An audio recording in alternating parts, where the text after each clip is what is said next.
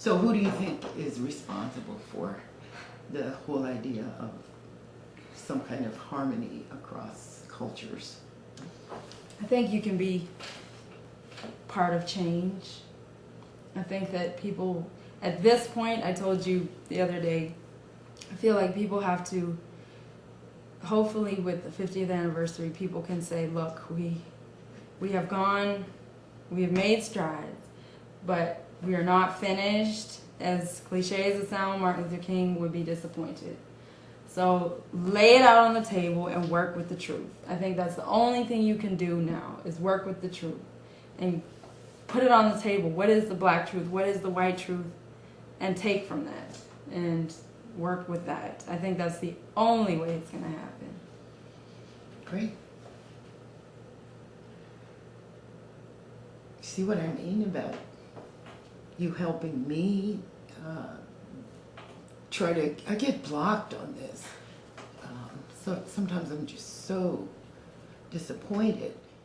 I keep bringing up Crystal, but when she told me she had a cordial conversation with someone about slavery, you know, at first you want to think, wow, I would be angry, but in order for us to move forward, we have to, you know, it's like you always, for example, the protests, when you're at a peace rally, there are anti-protests or white supremacist Klan protests and stuff like that. You need to know those people exist and what they're about.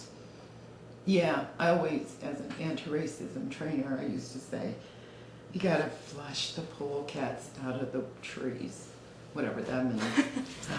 The whole idea is to have that come to the front of the discussion so that you know what you're talking about, what you're dealing with. So what about distrust or animosity between, and we're going to use black and white communities. We're going to use that because that seems to be how it's framed in this context. Are there animosities, distrust among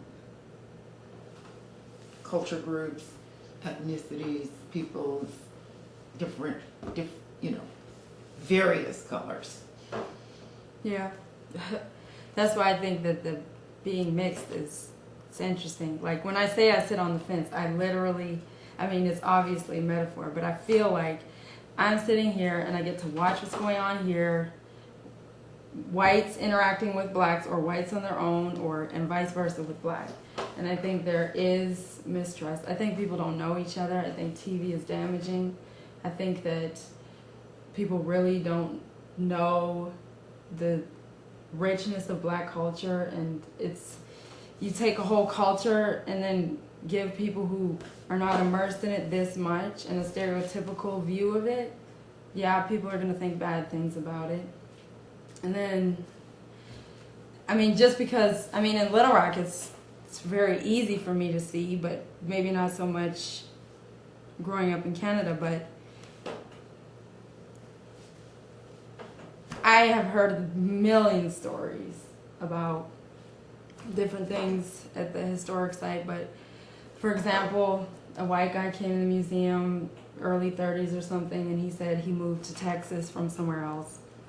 And people always spark up conversations. And he said that you'd be amazed what white people will say because they think I'm down. They think that it's okay to say that in front of me. And he said it's horrifying what people really think. And because he's white, they think they can relate or whatever, and not necessarily. Julian Bond talked about, he said, what did he say? Oh, I can't remember, but yeah, I think there's, because of the history, people can't help but hold on to it. But I think black people have been very forgiving and very open. I mean, for example, Granny grew up all her life in a society that oppressed her, her family, her culture, her being.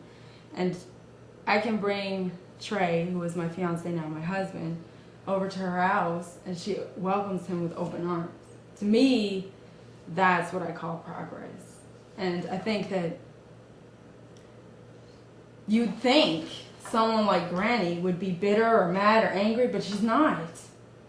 And I try to explain to kids that the reason why you guys, the Little Rock Nine, were, didn't go nuts or whatever is because you guys follow the principles of nonviolence. And I don't think that you would be able to be that if you guys didn't embrace the principle of love. To say love your enemy and really actually try to practice that, I think that did a lot. And the whole civil rights movement based on love and forgiveness, and of course, I don't know what you think about it, but faith, just faith in whatever it might be, I think it's a strength. I kind of got off topic, but it made sense in my head. Absolutely did not get off topic. That is amazing. That was amazing. You're right. And I don't think that, that's why it's so important for us to have conversations. Because stuff I forget, like clouded. Sometimes my view is cloudy. And I do just so much appreciate a thought like that. That yes, we have been extremely patient and continue to be so in so many ways. And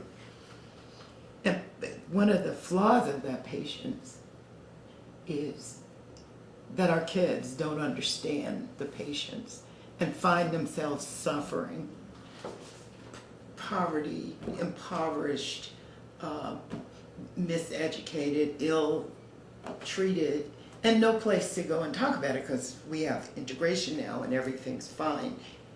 And I think our kids feel that we failed them, and that anger that they're expressing toward each other is really unfortunate. And that if I had ruled the world, if I were the queen of the world, my responsibility would be to help them to harness that anger for good somehow.